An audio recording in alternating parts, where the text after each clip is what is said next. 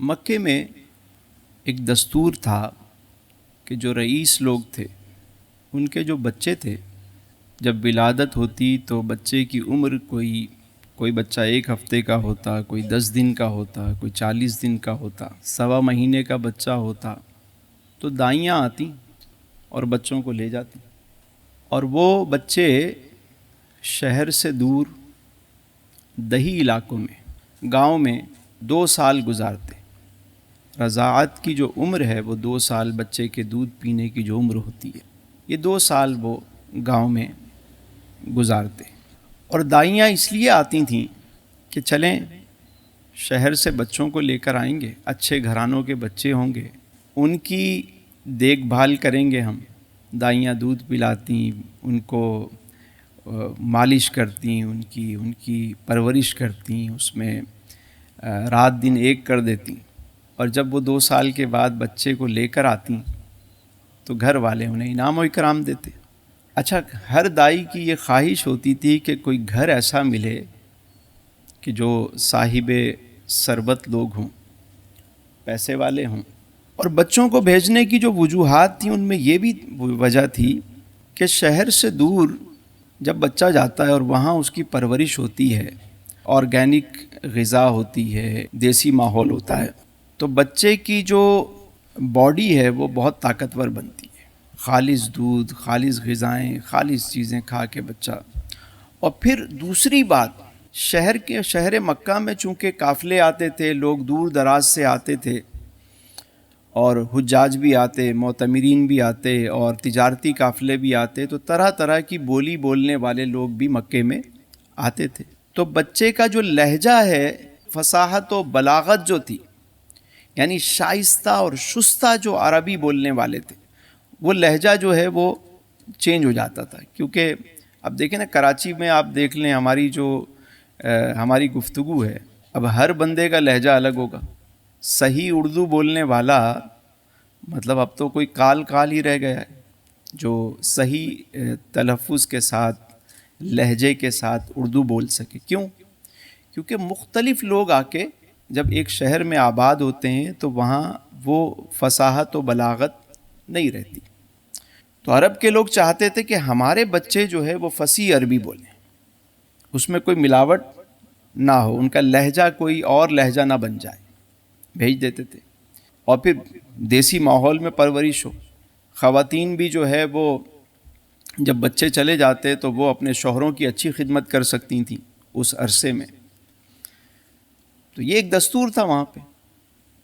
جب میرے آقا کریم جان دو عالم صلی اللہ علیہ وآلہ وسلم کی ولادت ہوئی، حضور کی ولادت ہو گئی، مکۃ المکرمہ سے ایک گاؤں ہے بنو سعد، یہ تقریباً یہ طائف کے رستے میں، طائف سے کوئی 15-20 کلومیٹر آگے ہے، 153 کلومیٹر مکۃ المکرمہ سے، اور طائف سے یہ کوئی 15-20 کلومیٹر اور آگے ہے۔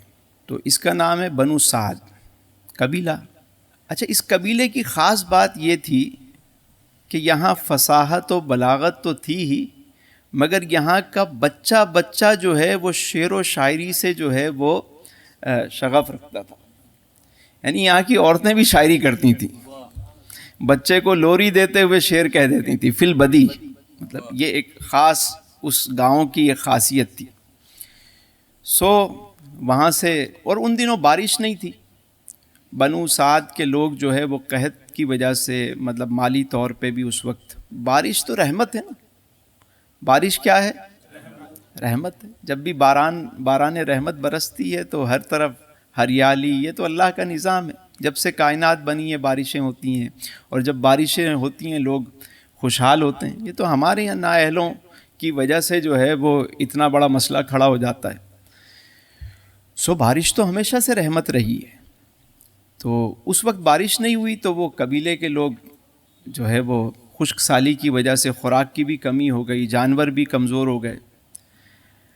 اب جب قافلہ چلا وہاں سے، کافی ساری دائیاں تھیں، عورتیں وہ چلیں بچے لینے کے لیے مکۃ المکرمہ۔ اب ان میں ایک دائی کا نام تھا دائی حلیمہ، وہ بھی ساتھ جا رہی ہیں، لیکن پورے قافلے میں وہ سب سے زیادہ، ان کی سواری بھی کمزور، ان کی عمر بھی تھوڑی زیادہ تھی، اور بدن لباس بھی کوئی، باقی خواتین تو تیار ہو کے گئیں تاکہ بڑے بڑے گھروں سے بچے لے سکیں۔ اب قافلہ چلا، دائی حلیمہ کی سواری جو ہے وہ مطلب ایک اونٹنی تھی اور ایک اس میں گدھی تھی سواری کے لیے، وہ دونوں خوراک کی وجہ سے کمزور۔ اب بار بار قافلہ روکنا پڑتا اور وہ کہتے حلیمہ جلدی آؤ جلدی آؤ۔ وہ سواری ایسی تھی کہ دائی حلیمہ کو بسا اوقات اتر کے، مطلب سواری بوجھ نہیں اٹھا پاتی تھی تو اتر کے اس کو لے کے چلنا پڑتا تھا، اور قافلے سے ملتی پھر قافلے والے بڑے پریشان کہ یہ اب آ بھی گئی ہے اور گاؤں کی ہے، اب کیا کریں، اب مطلب خیر مکہ المکرمہ پہنچ گئے۔ دائیاں پہلے جیسے مکہ قریب آیا تو باقی دائیوں نے اسپیڈ بڑھا دی، بڑے بڑے گھروں میں چلی گئیں، اور جا کر انہوں نے، جب وہ ان کو پتہ چلا کہ بی بی آمنہ کے گھر بھی ایک بچہ ہے، مگر وہ بھی بہت سمجھ بوجھ والی ہوتی، کسی نے کہا کہ یتیم بچہ ہے۔ کیا کہا؟ بچہ ہے لیکن لڑکا ہے لیکن یتیم ہے۔ اب وہ سب وہاں سے بغیر دیکھے ہی کوئی نہ کوئی بہانہ کر کے بڑے بڑے گھروں کی طرف روانہ۔ دائی حلیمہ بھی مختلف گھروں میں گئیں، لیکن انہوں نے ان کی خستہ حالی اور ان کی اپنی حالت دیکھ کے انہوں نے منع کر دیا دوسری دائیوں کو۔ اب شام ہو گئی، ساری دائیاں بچے لے کر جہاں انہوں نے پڑاؤ ڈالا ہوا تھا وہاں بچے لے کر آ گئیں۔ دائی حلیمہ کو کوئی بچہ نہ ملا اور آپ مکے میں گھوم رہی ہیں۔ اتنے میں حضرت عبد المطلب سے آپ کی ملاقات ہو گئی۔ جناب عبد المطلب آپ کے دادا جو ہیں، انہوں نے پوچھا مائی کیا نام ہے تمہارا؟ کہنے لگی میرا نام حلیمہ ہے اور میں قبیلہ بنو سعد سے ہوں۔ حضرت عبد المطلب نے جو بات کہی وہ بڑی شاندار، فرمایا ماشاء اللہ، حلم بھی ہے اور سعادت بھی ہے۔ یعنی قبیلہ بنو سعد سے وہ سعادت اور حلیمہ سے حلم کا، واہ کیا خوب۔ فرمانے لگے کہ میرا ایک پوتا ہے، والد اس کے نہیں ہے، اگر تم چاہو تو اس بچے کو لے جا سکتی ہو۔ حلیمہ کہنے لگیں اپنے شوہر سے ذرا مشورہ کر لوں۔ ان کے شوہر حارث کے پاس گئیں، کہنے لگیں کہ مجھے ابھی بچے کو دیکھا نہیں ہے۔ شوہر سے اجازت لینے گئیں کہ بچہ یتیم ہے اور میں یہ چاہتی ہوں کہ خالی ہاتھ نہ جاؤں، مجھے اچھا نہیں لگ رہا کہ میں خالی ہاتھ جاؤں، خالی ہاتھ جانے سے بہتر ہے کہ ہم اسی یتیم بچے کو نہ لے چلیں ساتھ۔ شوہر کہنے لگا کہ مجھے بھی یہی معلوم ہوتا ہے، ایسا ہی کرنا چاہیے۔ اب وہ اس بات پہ راضی ہوئیں اور حضرت عبد المطلب کے پاس آئیں، کہا کہ چلیے ہم بچے کو لے جاتے ہیں۔ قسمت دیکھیے، قرآن کریم سورہ بقرہ میں اللہ تعالیٰ ارشاد فرماتا ہے کہ بسا اوقات، جس کا مفہوم یہی ہے کہ بسا اوقات تمہیں کوئی چیز بری لگ رہی ہوتی ہے، ممکن ہے وہ تمہارے حق میں بہتر ہو، اور بسا اوقات تمہیں کوئی چیز اچھی لگ رہی ہوتی ہے، ممکن ہے وہ تمہارے لیے بہتر نہ ہو، اور اللہ جانتا ہے تم نہیں جانتے۔ ٹھیک ہے؟ اب دیکھیے، دائیاں تو یہ سمجھ رہی تھیں کہ جو مالدار گھرانے ہیں ان کا بچہ لے جائیں گے تو مال ہی مال ہوگا، مال والے مال لے گئے اور محبت والے آمینہ کے لال کو لے گئے۔ تو قسمت کے سودے ہیں نا، کسے کیا ملے، جسے چاہا اپنا بنا لیا، جسے چاہا در پہ بلا لیا۔ یہ بڑے کرم کے ہیں فیصلے، یہ بڑے نصیب کی بات ہے۔ اب دائی حلیمہ چلی، حضرت عبد المطلب لے کر گئے بی بی آمنہ کے گھر۔ حضرت بی بی آمنہ سلام اللہ علیہا نے آپ کو ویلکم کیا، اندر سلام کیا، اندر بلایا اور پھر کمرے میں لے کر گئی۔ اب دائی حلیمہ جو بیان کرتی ہیں وہ سنیے۔ کہتی ہیں جیسے ہی میں اندر گئی تو میں نے دیکھا کہ ایک بچہ جو ہے وہ ایک پنگھوڑے میں بچہ لیٹا ہوا ہے اور دودھ کی طرح سفید،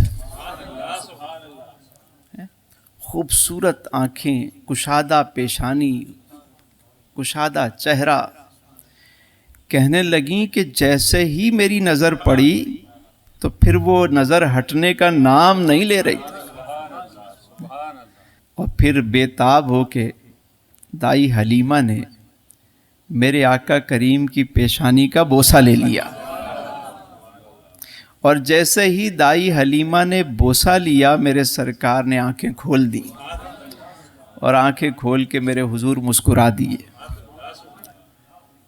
گویا دائی حلیمہ نے یوں کہا ہوگا حضور کو دیکھ کر کہ مکھ چند بدر شاشانی ہے، متھے چمکے لاٹ نورانی ہے، کالی زلف تے اکھ مستانی ہے، مخمور اکھیں ہن مد بھریاں، اس صورت نو میں جان آکھاں کہ جانے جہان آکھاں، سچ آکھاں تے رب دی میں شان آکھاں، جس شان تو شانہ سب بڑیاں.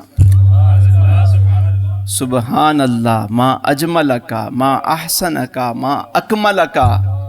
کتھے مہر علی کتھے تیری ثنا، گستاخ اکھیاں کتھے جاڑی. یہ اور پھر اجازت لی اور دائی حلیمہ کہتی ہیں کہ میں نے اس بچے کو جیسے ہی اٹھایا اور اپنے سینے سے لگایا تو ایسا لگا میرے سینے میں ٹھنڈ پڑ گئی. کہتی ہیں میں ان کو سینے سے لگائے جہاں ہمارا قافلہ ٹھہرا ہوا تھا وہاں لے کر آئی، اور میری چھاتی میں قحط کی وجہ سے، خوراک نہ ہونے کی وجہ سے اتنا بھی دودھ نہیں تھا کہ میرا بچہ عبداللہ جو ہے وہ اس دودھ کو وہ سیر ہو پاتا.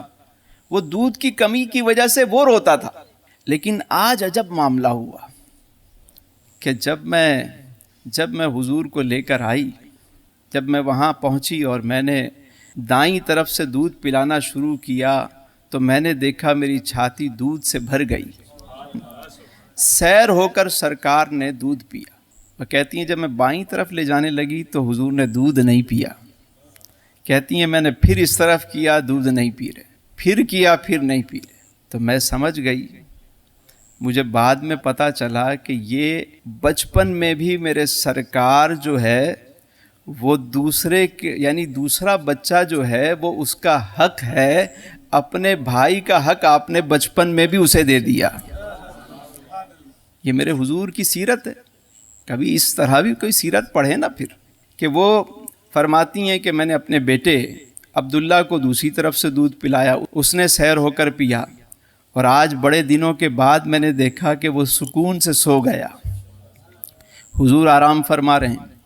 کہتی ہیں میں نے اپنے شوہر سے کہا ذرا اونٹنی کو دیکھنا، اس کے تھنوں میں کوئی دودھ ہو تو ہم بھی پی لیں.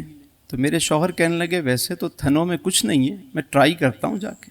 کہتے ہیں جب اونٹنی کے پاس پہنچے میرے شوہر تو کیا دیکھتے ہیں کہ اس کے تھن بھی دودھ سے بھرے ہوئے ہیں. دودھ لیا، لے کر آئے. کہتی ہیں میں نے پیا، میرے شوہر نے پیا، دونوں بچے سو رہے تھے، ہم بھی سکون سے سوئے. یعنی بڑے دنوں بعد ہم سکون سے سوئے. اب دیکھیے کہ حضور علیہ السلام کو جب پایا دائی حلیمہ نے تو سکون میں آ گئی، قرار مل گیا. تو پتہ چلا میرا وجدان یہ کہتا ہے کہ جو شخص بھی اپنے نبی سے تعلق بنانے میں کامیاب ہو جائے اس کو قرار مل جائے گا.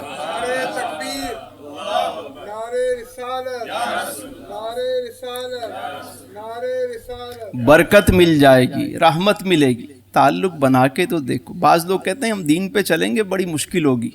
دین تو بڑا مشکل ہے، حضور کی سیرت. میں نے کہا ہم آپ کی جو مشکلات ہیں، حضور نے آپ کی مشکلات کو آسان کرنے کے لیے تو اتنی ریاضتیں کی ہیں.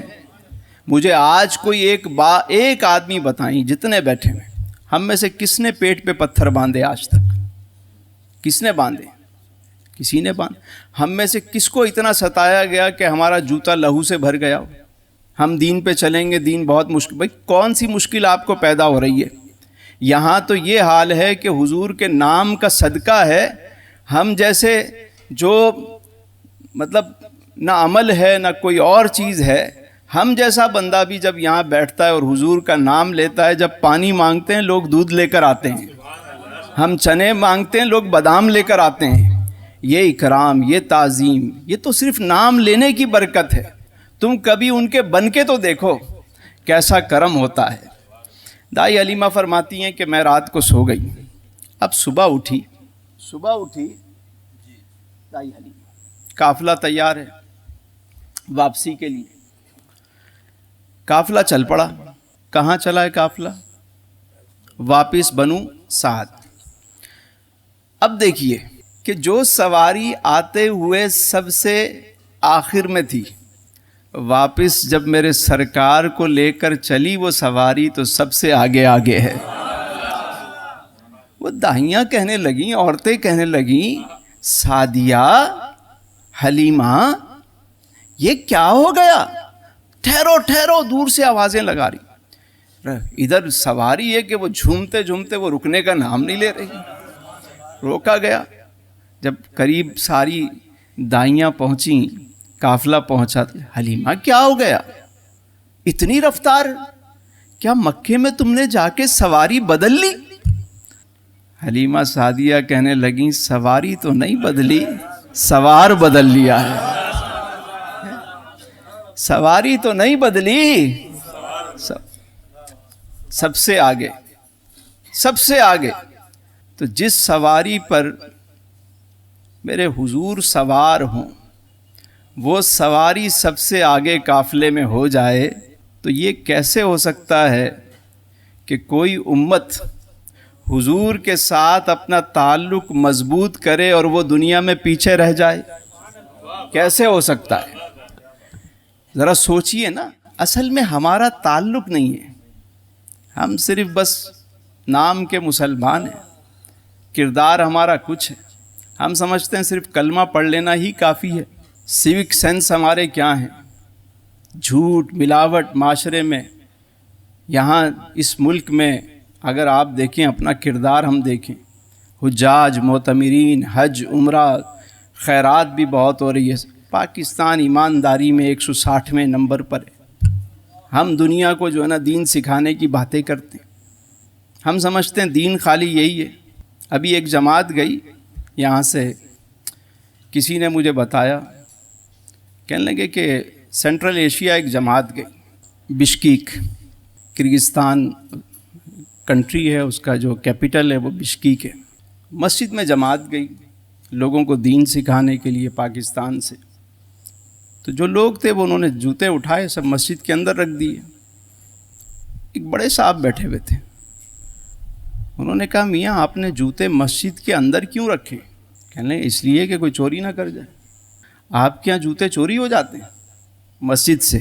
کہا جوتے ہمارے یہاں تو نل کے لے جاتے ہیں. کہا اچھا.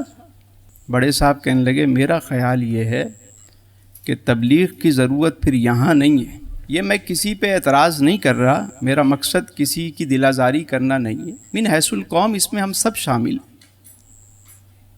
مطلب ہمارا جو حال ہے وہ سب کے سامنے ہے. ہم لوگوں کو ہمارا وہ تعلق اپنے نبی کے ساتھ وہ نہیں ہے.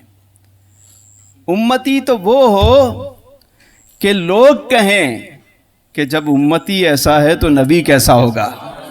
تو یہ کردار ہو. ہم سے تو گھر والے بیزار، پڑوسی بیزار، سارا زمانہ.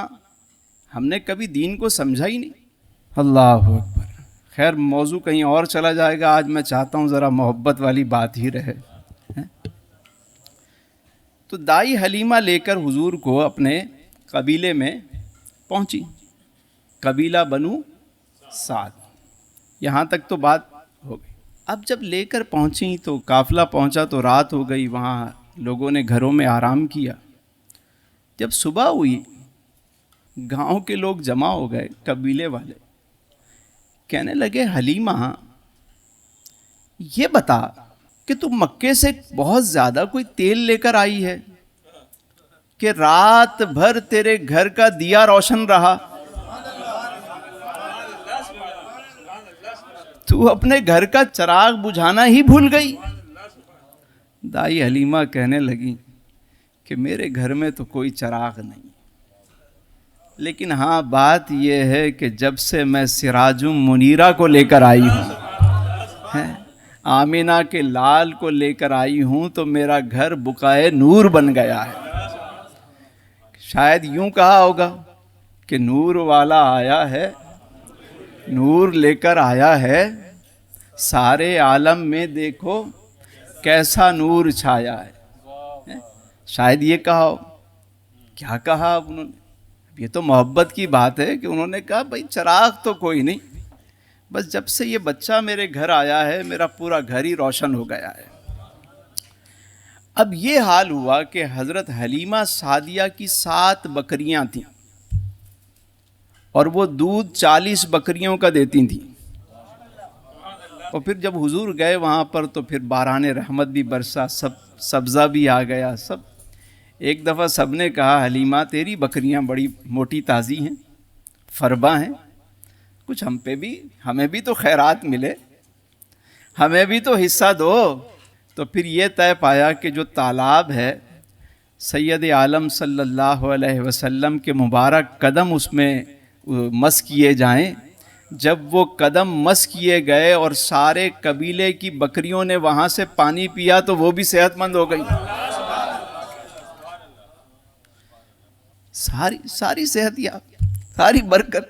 اور پھر پورے قبیلے میں مشہور ہو گیا کہ حلیمہ بڑا برکت والا بچہ لے کر آئی ہے۔ پورے قبیلے میں کوئی بیمار ہو جاتا تو وہ دائی حلیمہ کے گھر اس شخص کو لے کر آتے بیمار کو، اور ان سے کہتے ذرا اب دیکھیے دائی حلیمہ جو ہے وہ حضور علیہ السلام کا دست مبارک، وہ مبارک بچپن میں ہی مبارک ہاتھ اس جگہ جہاں تکلیف ہوتی، کوئی مرض ہوتا، حضور کا دست مبارک وہاں لگانے کی دیر ہوتی شفا یاب ہو جاتا مریض۔ یہاں تک کہ اونٹ، بکریاں، جانور لوگ لے کر آتے کہ یہ تکلیف میں بس ان کا دست مبارک لگا دیجیے۔ حلیمہ بھی سمجھ گئیں کہ اب تو وارے نہارے ہو گئے۔ ایک دفعہ ایسا ہوا، لیلۃ البدر ہے، 14ویں رات ہے، عربی میں ہمارے یہاں کیا کہتے ہیں؟ 14ویں رات کہتے ہیں، عربی میں کہتے ہیں لیلۃ البدر، 14ویں کی رات کو۔ دائی حلیمہ فرماتی ہیں کہ لیلۃ البدر ہے اور آسمان پہ چاند چمک رہا ہے، اور پنگھوڑے میں آمینہ کا لال لیٹا ہوا ہے، اور میں نے دیکھا حضور جو ہے وہ چاند سے کھیل رہے ہیں، اور چاند کھلونا بنا ہوا ہے۔ کیا چاند، اور امام بھی کیسے اس موقع پہ وہ بول اٹھے کہ چاند جھک جاتا جدھر انگلی اٹھاتے مہد میں، کیا ہی چلتا تھا اشاروں پر کھلونا نور کا، تو ہے عین نور تیرا سب گھرانہ، تیری نسل پاک میں ہے بچہ بچہ نور کا، تو ہے عین نور تیرا سب گھرانہ۔ اب دائی حلیمہ کہہ رہی ہیں لیلۃ البدر ہے، چاند چمک رہا ہے، اور وہ کبھی چاند کو دیکھتی ہیں، کبھی آمینہ کے لال کو دیکھتی ہیں، کبھی اسے دیکھتی ہیں، کبھی اسے دیکھتی ہیں، اور سوچتی ہیں کہ وہ حسین ہے یا یہ حسین ہے۔ پہلے ادھر، پھر ادھر، پھر ادھر، پھر ادھر، گویا یوں کہا ہوگا کہ چاند کی طرح ان کو ہم کہیں تو مجرم ہیں، کیونکہ ان کی چوکھٹ پہ چاند خود سوالی ہے۔ اور میرا تو وجدان یہ کہتا ہے کہ دائی حلیمہ نے یوں کہا ہوگا کہ دنیا تے آیا کوئی تیری نہ مثال دا، میں لب کے لے آواں کتھوں، ذرا مل کے پڑھیے، آج مزہ لیجئے شعر۔ دنیا تے آیا کوئی تیرے نہ مثال دا، دنیا تے آیا کوئی تیرے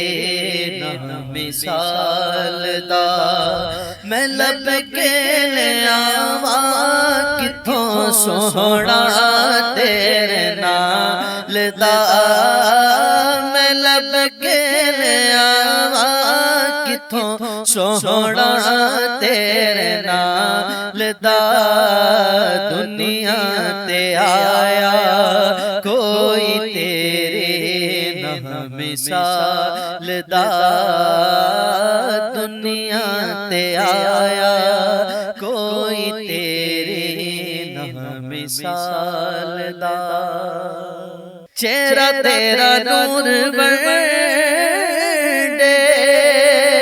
ਸਾਰੀ ਕਾਇਨਾਤ ਨੂੰ ਰੱਬ ਵੀ ਸਲਾਮ ਭੇਜੇ ਕਿ ਤੇਰੀ ਜ਼ਾਤ ਨੂੰ ਸ਼ੈਦਾਏ ਜ਼ਮਾਨਾ ਤੇਰੇ ਹੁਸਨੋ ਜਮਾਲ ਦਾ ਸ਼ੈਦਾਏ ਜ਼ਮਾਨਾ ਤੇਰੇ ਹੁਸਨੋ ਜਮਾਲ ਦਾ ਮੈਂ ਲੱਭ ਕੇ ਲਿਆਵਾ ਕਿੱਥੋਂ ਸੋਹਣਾ ਤੇਰੇ ਨਾਲ ਦਾ ਦੁਨੀਆ ਤੇ ਆਇਆ ਕੋਈ ਤੇਰੇ ਨਾ ਮਿਸਾਲ ਦਾ ਦੁਨੀਆ ਤੇ ਆਇਆ ਕੋਈ ਤੇਰੀ ਨਾ ਮਿਸਾਲ ਦਾ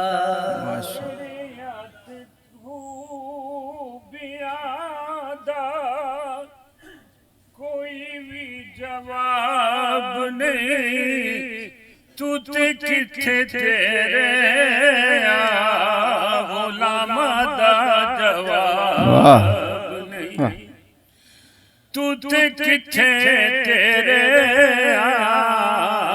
غلام دا جواب نہیں حورانو تو روپ ونڈے حبشی بلال دا حورانو تو روپ ونڈے حبشی بلال دا دنیا تے آیا کوئی تیری نا مثال دا مکے رہنے والیا مدینے اوڑ والیا ٹھڈ کھان والیا نو سینے لاؤن والیا ٹھڈ ٹھوکریں کھانے والے ٹھوکریں کھانے والے ٹھڈ بولتے ہیں ٹھڈ کھان والیا نو سینے لاؤن والیا تیرے باجو ڈگیا نو کوئی نہیں سوال دا دنیا تے آیا کوئی تیری ماشاءاللہ. آج بھی بس تعلق جوڑنے کی دیر ہے. فیض رسانی تو آج بھی ہو رہی ہے, بس جذبہ فیض چاہیے. فیض رسانی آج بھی ہو رہی ہے, جذبہ فیض چاہیے. ٹرانسمیٹر تو موجود ہے, ریسیور کسی کے پاس ہو تو کام بنے. آج بھی ہے, یہ نصیب کی بات ہے. حضور علیہ السلام تشریف فرما ہے, ابو جہل سامنے رہ کے بھی فیض نہیں پا سکا کیونکہ ریسیور ہی نہیں تھا اس کے پاس, جذبہ حسن طلب ہی نہیں تھی اس کے پاس, جذبہ شوق ہی نہیں تھا اس کے پاس. ابو لہب سگا چچا ہو کے بھی فیض نہیں پا سکا. عبداللہ بن ابی سامنے دیکھتا تھا, نمازیں پڑھتا تھا, فیض نہیں پا سکا. لیکن کوسوں میل دور بیٹھ کے حضرت اویس کرنی فیض پا گئے. تو یہ نصیب کی بات ہے. آج بھی اگر کسی امتی کا تعلق اپنے نبی کے ساتھ مضبوط ہو جائے, کام بن جاتا ہے. ان کے جو غلام ہو گئے, وقت کے امام ہو گئے, نام لیوا ان کے جو ہوئے, اونچے ان کے نام ہو گئے, واسطہ دیا جو آپ کا میرے سارے کام ہو گئے۔ اللہ تعالیٰ ہم سب کو آسانیاں عطا فرمائے، آسانیاں تقسیم کرنے کا شرف عطا فرمائے۔ اصل میں دل تو میرا چاہ رہا ہے، وقت کی پابندی یہ بھی سنت ہے، اور ایک مرتبہ ایسا ہوا کہ ایک شخص کی شکایت کی گئی حضور کی بارگاہ میں کہ فلاں شخص ہے یا رسول اللہ، وہ عشاء کی نماز بڑی لمبی پڑھاتا ہے۔ آپ علیہ السلام نے انہیں بلایا اور کہا کہ نماز لمبی کیوں پڑھاتے ہو؟ میں کہا حضور میرا دل چاہتا ہے کہ میں ذرا لمبی نماز، ہم لوگوں کو اللہ کے قریب کرتے ہیں، تم دور کرنا چاہتے ہو، نماز مختصر پڑھاؤ۔ یعنی وقت کی پابندی کی بڑی اہمیت ہے، دین کے اندر وقت کی پابندی ہے۔ اور محراب و منبر سے اگر وقت، پچھلی جمعرات ثنا خوانی زیادہ ہوئی، ہم نے گفتگو نہیں کی کہ گفتگو ضروری نہیں ہے، لیکن وقت کی پابندی کرنا یہ ضروری ہے۔ تو آپ بھی کوشش کیا کریں۔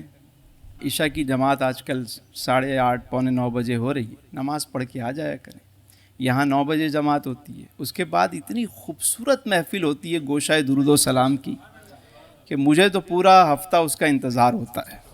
اور آج یہ جو بہار نظر آ رہی ہے، میں یہ سمجھتا ہوں نہ مجھ میں کوئی کمال ہے، نہ مجھے بولنا آتا ہے، نہ میں کوئی مقرر ہوں، نہ کوئی مفتی ہوں، نہ کوئی ڈاکٹر ہوں۔ میں تو بس یہ درود پاک کی چادریں بچھاتے بچھاتے اللہ نے یہ سعادت عطا فرمائی ہے۔ تو ساری بہار یہاں درود کی ہے، بس ان سے نسبت کی وجہ سے سب کچھ ہو رہا ہے۔ تو آپ آیا کریں، گوشہ درود ہے ہمارا تو یہ مشن ہے کہ ہر گھر میں ایک گوشہ قائم ہو۔ یعنی ہماری یہاں ادارہ تسلیمیات کا جو مشن ہے وہ یہی ہے کہ ہر گھر میں ایک گوشہ درود و سلام قائم ہو۔ عشاء کے بعد گھر والے بیٹھیں، ایک ایک تسبیح درود کی پڑھیں، دعا کریں، دیکھیں گھر میں برکت کیسے ہوتی ہے۔ یہ درود بہت بڑا راز ہے۔ اللہ درود بھیجتا ہے محبوب پر، ملائکہ درود بھیجتے ہیں محبوب پر، اللہ درود بھیجتا ہے محبوب پر، ملائکہ درود بھیجتے ہیں۔ ایمان والے کو حکم دیا گیا، اب جب کوئی ایمان والا درود بھیجتا ہے تو وہ سنکرونائز ہو جاتا ہے، وہ اس دائرے کے اندر آ جاتا ہے، اور اس پہ کرم جو ہے وہ شروع ہو جاتا ہے۔